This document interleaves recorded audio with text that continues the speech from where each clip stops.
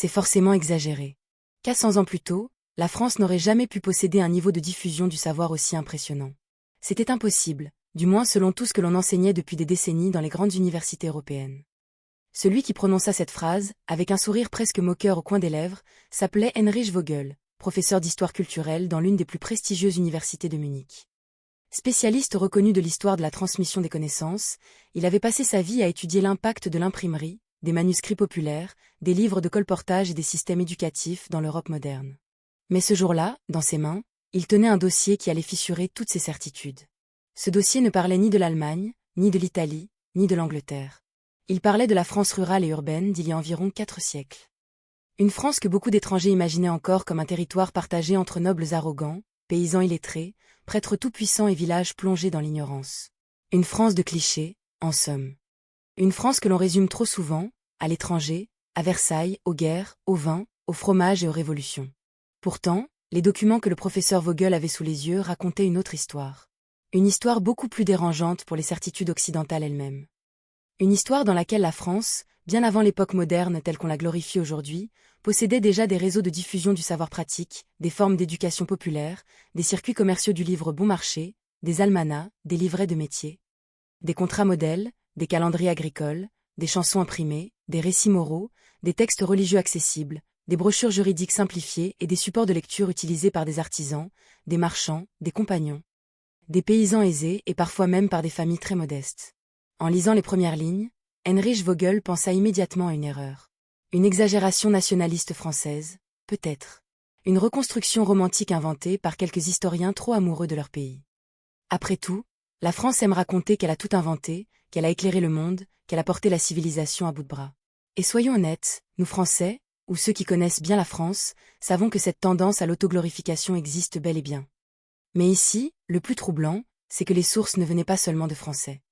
Elles venaient aussi de voyageurs allemands, de marchands hollandais, de diplomates italiens, de religieux espagnols, d'observateurs anglais et même de correspondances privées rédigées par des étrangers stupéfaits. Alors, la question devint inévitable.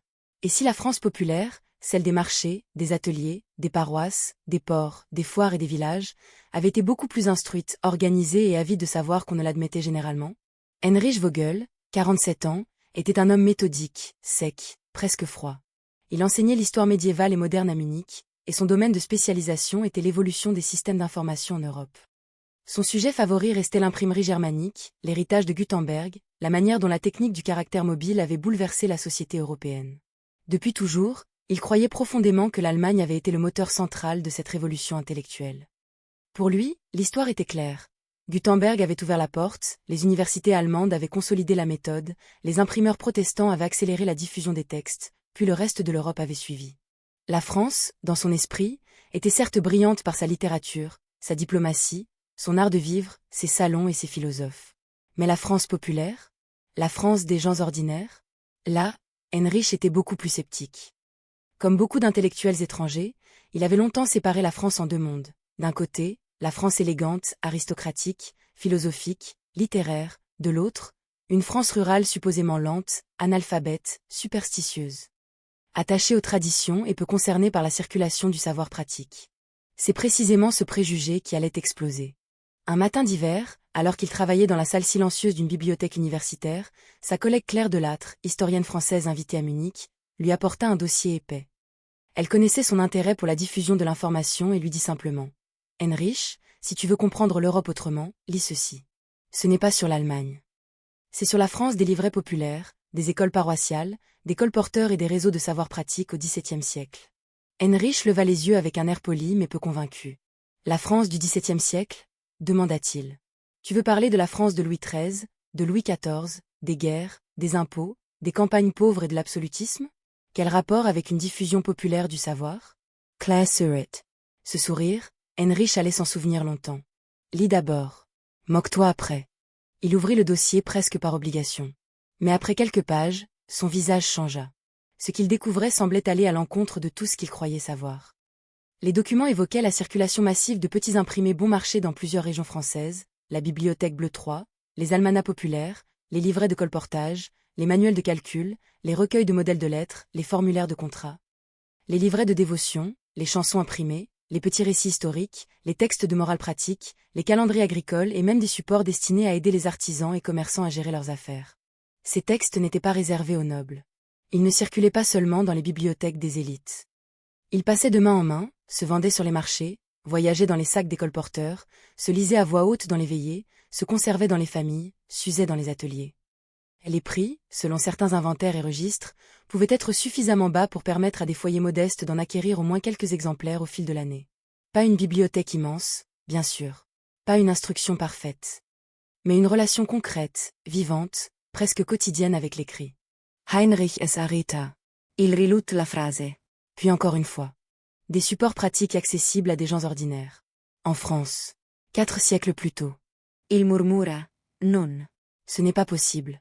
Il doit y avoir une erreur d'interprétation. Car dans sa vision du monde, le savoir utile avait longtemps été contrôlé par les clercs, les universités, les juristes, les nobles, les administrations et les corporations. Le peuple, lui, recevait peu, lentement, par fragments. Mais ces documents français semblaient montrer autre chose. Une demande populaire forte pour l'information pratique, une économie du petit imprimé, une circulation intense entre ville et campagne, et un désir d'apprendre qui ne venait pas seulement d'en haut, mais aussi d'en bas. Et c'est là que l'histoire devient vraiment explosive. Les données mentionnaient que dans certaines zones urbaines et semi-urbaines de France, notamment autour des villes commerçantes, des ports, des régions artisanales et des centres d'imprimerie, la capacité à lire, compter, signer ou comprendre des documents simples pouvait être beaucoup plus répandue qu'on ne l'imaginait. Bien sûr, il ne s'agissait pas d'une alphabétisation moderne, universelle et parfaitement homogène. Mais il existait une alphabétisation pratique, inégale, parfois rudimentaire, mais réelle. Une alphabétisation de la boutique, de l'atelier, du marché, du contrat, de l'église, de la famille, du compagnonnage et de l'administration locale. Heinrich sentit ses doigts se crisper sur les feuilles. Une alphabétisation pratique française? Une culture écrite populaire? Une France ordinaire qui ne serait pas seulement passive, mais active dans la production et la consommation du savoir? Pour lui, c'était presque une provocation. Dès le lendemain, il s'enferma à la bibliothèque. Il commença à vérifier tout ce qu'il pouvait. Il consulta des travaux en allemand, en français, en anglais. Il compara les inventaires de libraires, les catalogues d'imprimeurs, les récits de voyageurs, les archives de paroisse, les études sur la bibliothèque bleue, les registres de signatures de mariage, les archives notariales, les textes sur les écoles de village. Les documents concernant les maîtres écrivains, les corporations, les compagnons du Tour de France, les marchands ambulants et les réseaux de colportage. Et plus il avançait, plus son doute se transformait en malaise. Les sources ne racontaient pas une France uniformément instruite. Ce serait faux, et je le dis clairement, il ne faut pas transformer cette histoire en propagande naïve. La France ancienne connaissait la pauvreté, l'injustice, la censure, l'inégalité entre hommes et femmes, entre ville et campagne, entre régions du Nord et du Sud, entre élites et classes populaires. Mais ce que les documents révélaient, c'est qu'à l'intérieur même de ce monde inégal existait une énergie sociale impressionnante, une soif de savoir utile, une capacité d'organisation locale, un goût de l'écrit populaire et une culture pratique que beaucoup d'étrangers sous-estimaient totalement. Heinrich découvrit par exemple que dans plusieurs villes françaises, les notaires, marchands, artisans et maîtres de métier avaient besoin de formulaires, de contrats, de lettres, de comptes, de reçus, de règles de calcul. L'écrit n'était pas une décoration intellectuelle. C'était un outil de survie économique. Pour vendre, acheter, louer, transmettre, hériter, contester, prouver, promettre ou s'associer, il fallait des mots, des chiffres, des signatures, des témoins, des modèles. Et c'est ici que la France devient fascinante. Contrairement à l'image d'un pays uniquement dominé par Versailles, la vraie France de cette époque fonctionnait aussi par une multitude de réseaux locaux. Les foires, les marchés, les ports, les routes, les paroisses, les ateliers, les auberges et les places publiques étaient des lieux de circulation d'informations. Les nouvelles politiques, les décisions royales, les prix des grains, les rumeurs de guerre, les chansons satiriques, les textes religieux, les histoires de crimes, les récits de miracles, les conseils agricoles et les livrets pratiques se diffusaient à une vitesse étonnante pour l'époque. Heinrich nota dans son carnet, ce n'est pas seulement un système d'impression. C'est un écosystème social de l'information. Cette phrase le frappa lui-même. Un écosystème. Voilà le mot. La France n'avait pas seulement des imprimeurs. Elle avait des lecteurs, des auditeurs, des vendeurs, des copistes, des prêtres, des maîtres d'école, des colporteurs, des notaires, des artisans, des chanteurs de rue, des conteurs, des compagnons, des familles capables de transmettre oralement un texte à ceux qui ne savaient pas lire. L'information ne circulait pas seulement par les yeux. Elle circulait aussi par la voix. On lisait pour soi, mais on lisait aussi pour les autres. Une personne lettrée pouvait devenir le relais de 10 personnes illettrées. Une brochure achetée sur un marché pouvait nourrir toute une veillée. Un almanach pouvait guider les travaux agricoles, les fêtes, les saints, les foires, les saisons, les remèdes et les prédictions. Alors Heinrich comprit quelque chose qui le dérangea profondément. Mesurer uniquement le taux de lecture individuel ne suffisait pas. Dans une société de culture orale, un imprimé pouvait toucher bien plus de personnes que son seul propriétaire. Le peuple français ne consommait pas l'information comme un individu moderne devant son écran. Il la partageait, la commentait, la récitait, la chantait, la transformait. Et là, permettez-moi une opinion personnelle. C'est exactement ce que beaucoup d'étrangers ne comprennent toujours pas à propos de la France.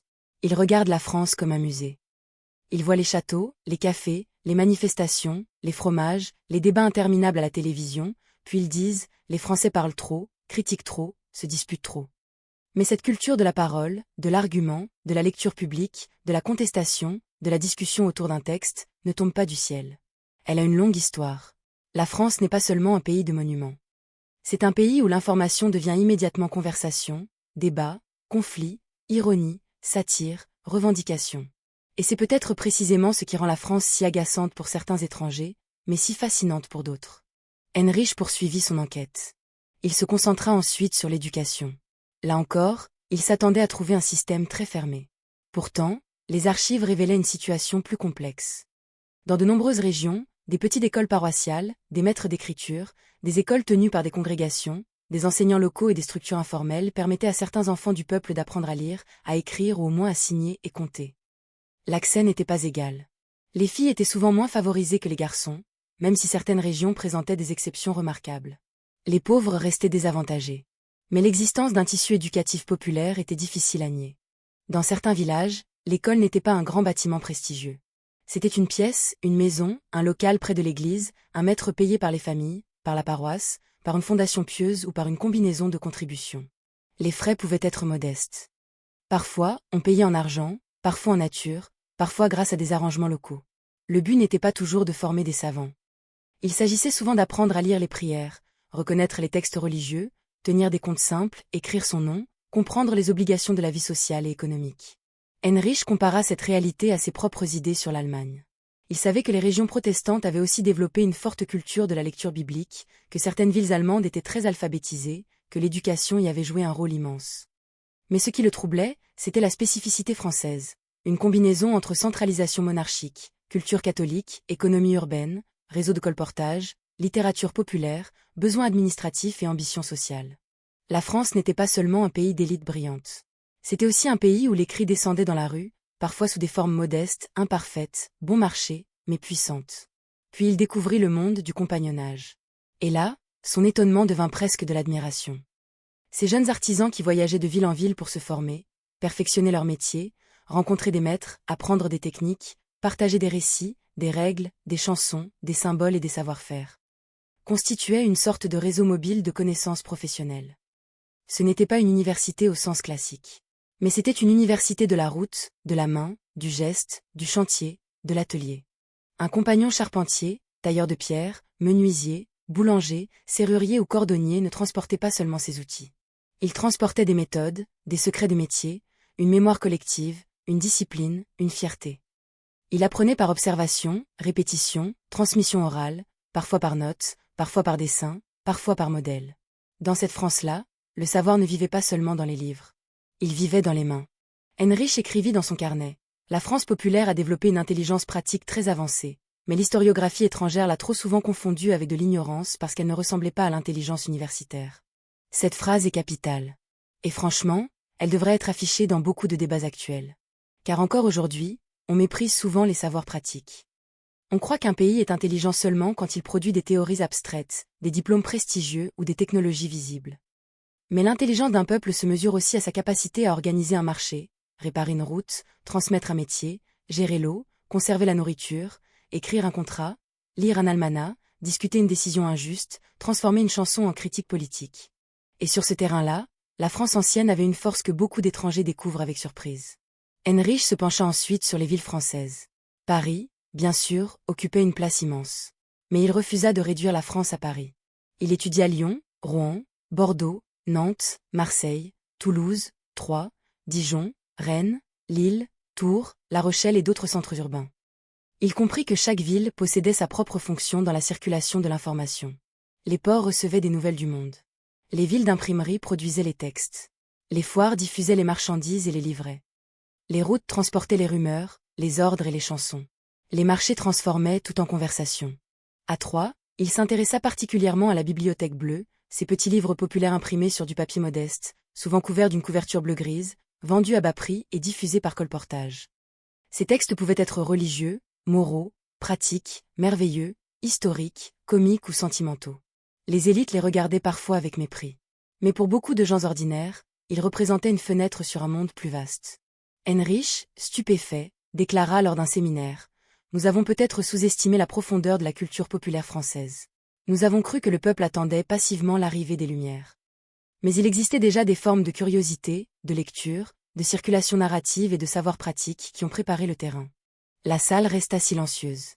Un collègue anglais lui répondit: « Vous voulez dire que la France des Lumières ne serait pas seulement née dans les salons ?»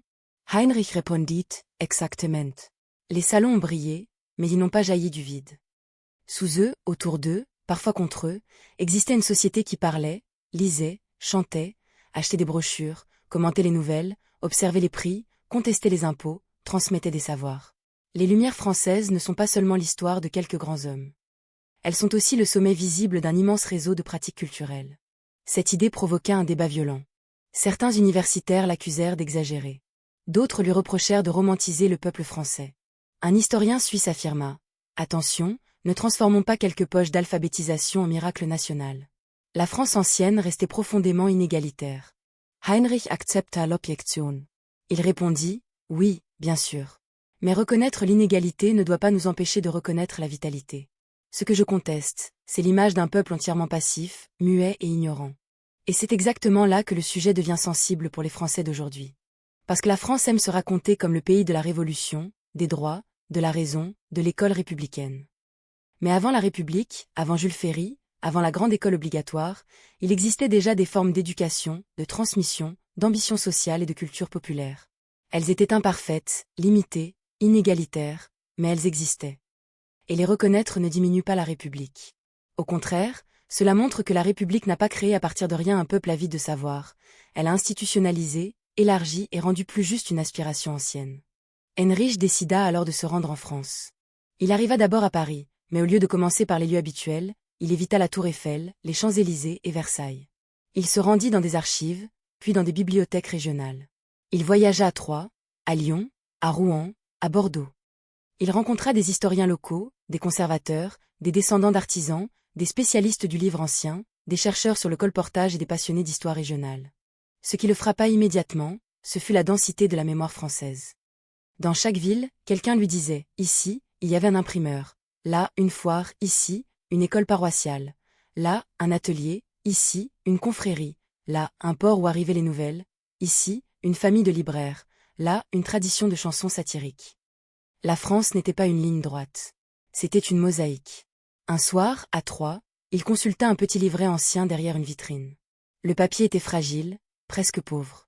Rien à voir avec les magnifiques ouvrages reliés des grandes bibliothèques aristocratiques. Pourtant, Heinrich resta figé devant ce petit objet.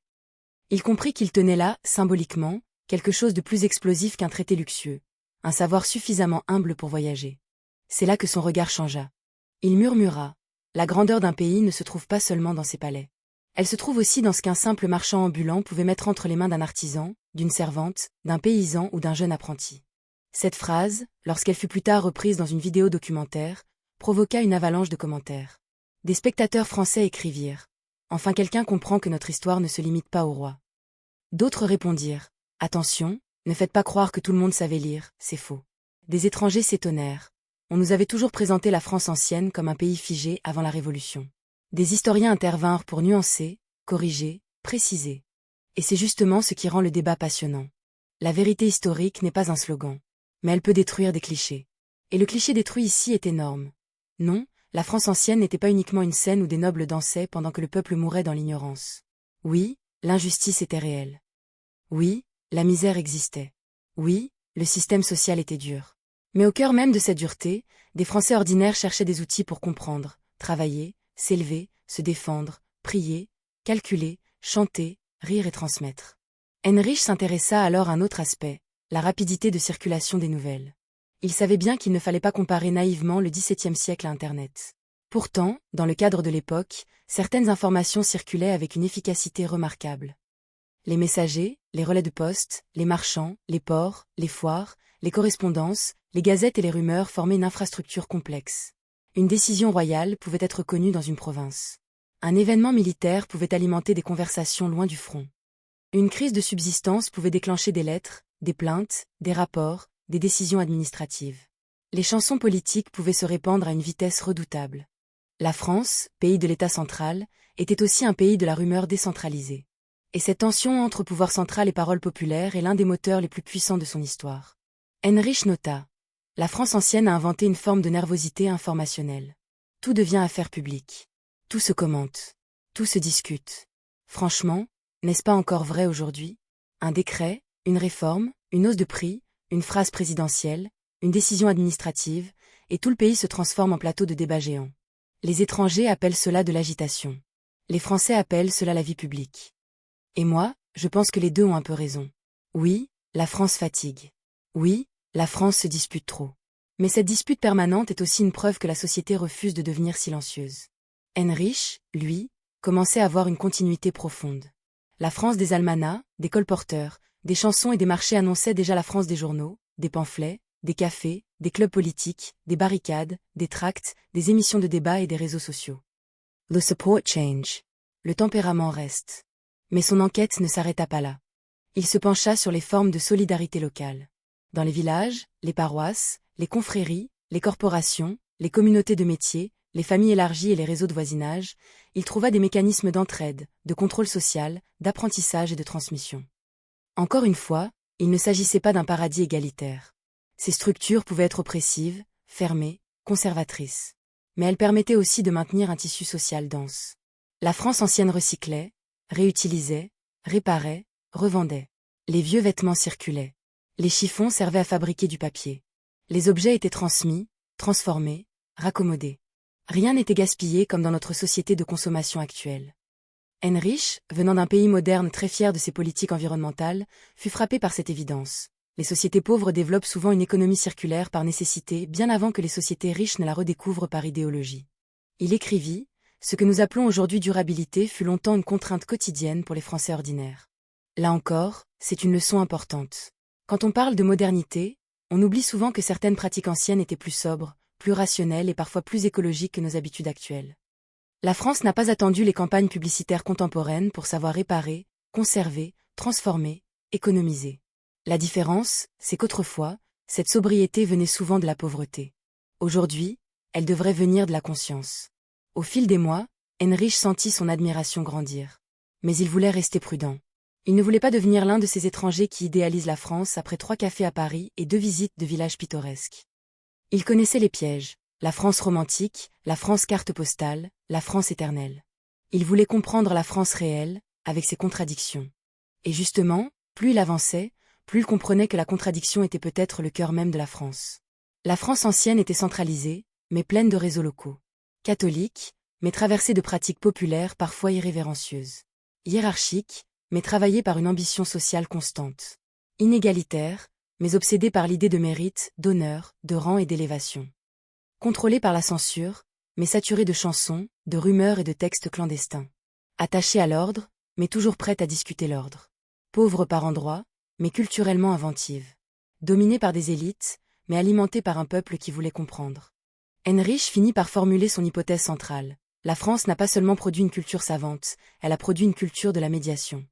Entre le livre et la voix, entre l'élite et le peuple, entre la ville et la campagne, entre le pouvoir et la rumeur, entre la religion et le commerce, entre l'administration et la vie quotidienne, il existait une multitude de passeurs. Les colporteurs étaient des passeurs. Les prêtres étaient des passeurs. Les maîtres d'école étaient des passeurs.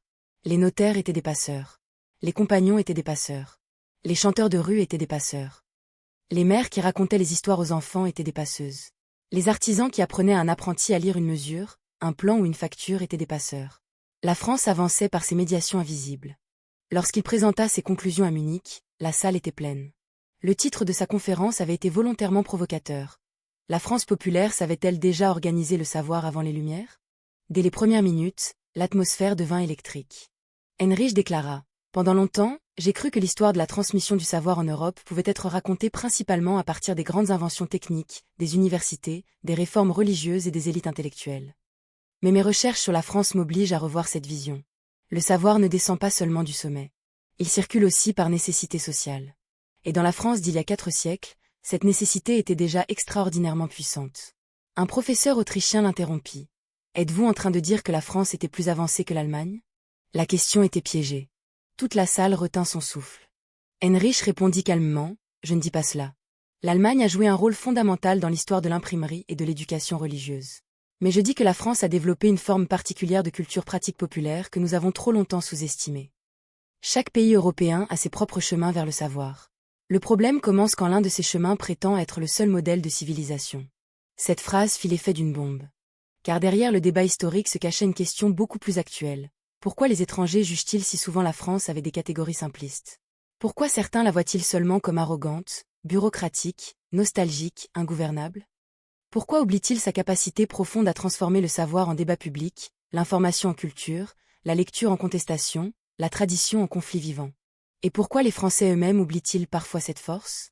À la fin de la conférence, Claire Delattre, la collègue française qui lui avait donné le premier dossier, vint le voir. Elle lui dit, « Tu comprends maintenant pourquoi ce pays est impossible à résumer ?» Heinrich sourit. « Oui.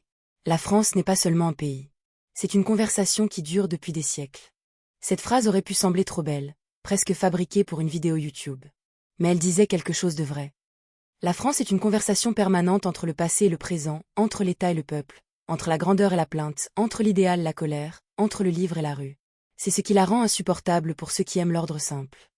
C'est aussi ce qui la rend inépuisable pour ceux qui aiment comprendre. Plus tard, Heinrich publia un ouvrage qui fit grand bruit. Certains médias français s'emparèrent de ses conclusions avec enthousiasme. Un historien allemand redécouvre le génie populaire français. D'autres titres furent plus provocateurs. Les étrangers ont-ils menti sur l'ignorance de l'ancienne France? Ou encore, avant les Lumières, le peuple français lisait-il déjà le monde? Évidemment, ces titres exagéraient. Comme toujours. Mais ils eurent le mérite de lancer un débat national. Sur les plateaux de télévision, des historiens rappelèrent qu'il ne fallait pas confondre diffusion partielle et instruction générale. Des polémistes affirmèrent que la France avait toujours été supérieure. D'autres, au contraire, accusèrent cette vision d'être un roman national déguisé. Les réseaux sociaux s'enflammèrent. Certains internautes français écrivirent « Enfin un Allemand qui reconnaît notre histoire ». D'autres répliquèrent « Arrêtez de fantasmer, nos ancêtres souffraient et beaucoup ne savaient pas lire ». Et au milieu de cette bataille, une idée plus subtile essayait de survivre. Reconnaître la complexité n'est pas mentir. Heinrich, invité dans une émission française, fut interrogé par une journaliste connue pour son ton agressif. « Professeur Vogel, est-ce que vous êtes en train de dire que la France était déjà une nation du savoir populaire avant les autres ?» Il répondit « Non. Je dis que la France possédait des formes précoces et puissantes de circulation du savoir pratique, souvent négligées par les étrangers et parfois par les Français eux-mêmes. Ce n'était pas une démocratie moderne de l'éducation. Ce n'était pas l'égalité. Ce n'était pas l'école républicaine. Mais ce n'était pas non plus l'obscurité totale que certains imaginent. » La journaliste insista. « Alors pourquoi cette découverte choque-t-elle autant ?» Heinrich répondit, « Parce qu'elle attaque 2 mythes opposés. Le premier mythe dit que tout progrès vient uniquement des élites. Le second dit que le peuple n'existait culturellement qu'à partir de la Révolution. La réalité est plus intéressante. Les élites ont produit des œuvres majeures, mais le peuple avait déjà ses circuits, ses besoins, ses lectures, ses chants, ses savoir-faire et ses ambitions. » Le silence qui suivit fut plus parlant que n'importe quel applaudissement. Car au fond, cette histoire obligeait les Français à regarder leur pays autrement. Non pas comme un musée de gloire figée. Non pas comme une victime éternelle de ses propres divisions. Mais comme une société qui, depuis très longtemps, transforme la connaissance en énergie collective. Heinrich retourna une dernière fois à Troyes avant de rentrer en Allemagne. Il marcha dans les rues anciennes, observa les maisons à pans de bois, les vitrines, les passants, les touristes. Il imagina les colporteurs d'autrefois, les petits livres dans leurs ballots, les mains qui les saisissaient, les voix qui les lisaient, les enfants qui écoutaient, les artisans qui commentaient, les femmes qui retenaient une histoire, les hommes qui discutaient un prix, les vieillards qui corrigeaient une rumeur. Il comprit alors que l'histoire de la France ne se trouvait pas seulement dans les grandes dates. Elle se trouvait dans ces gestes minuscules par lesquels une société apprend à se parler à elle-même. Et c'est peut-être cela, la vraie révélation. Les étrangers qui arrivent en France sont souvent frappés par la passion française pour le débat. Ils trouvent cela excessif. Ils disent que les Français critiquent tout, qu'ils ne sont jamais contents, qu'ils compliquent les choses simples. Mais ce que l'enquête de Heinrich Vogel montrait, c'est que cette passion n'est pas une mode récente. Elle vient de loin. Elle vient d'un pays où les cris populaires, la parole publique, le marché, l'école, l'atelier, l'église, la chanson et la contestation se sont entremêlés pendant des siècles. Alors oui, la France agace. Oui, la France se contredit. Oui, la France donne parfois l'impression de se battre contre elle-même. Mais c'est aussi parce qu'elle refuse de laisser le savoir dormir dans les palais, les bureaux ou les bibliothèques fermées. En France, tôt ou tard, tout descend dans la rue, dans le café, dans la cuisine, dans l'atelier, dans la conversation familiale, dans le journal, dans la chanson, dans la manifestation, dans la vidéo, dans le commentaire furieux sous une publication. Et c'est exactement ce qui rend ce pays si difficile à copier.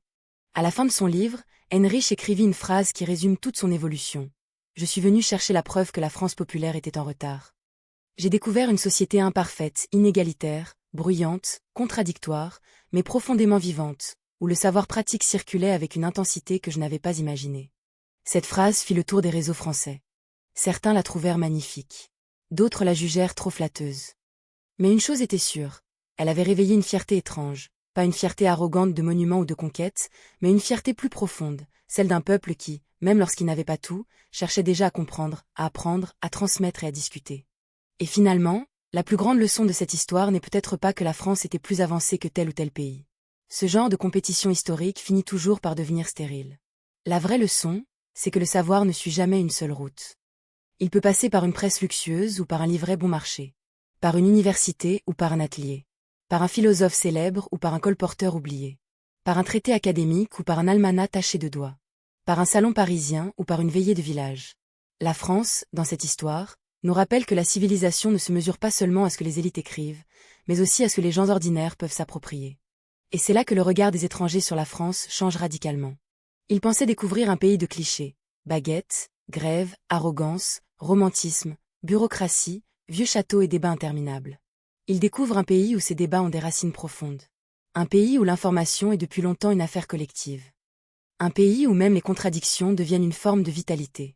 Alors, la prochaine fois qu'un étranger dira que les Français parlent trop, contestent trop, analysent trop, répondent trop, coupent trop les cheveux en quatre, peut-être faudra-t-il lui répondre ceci.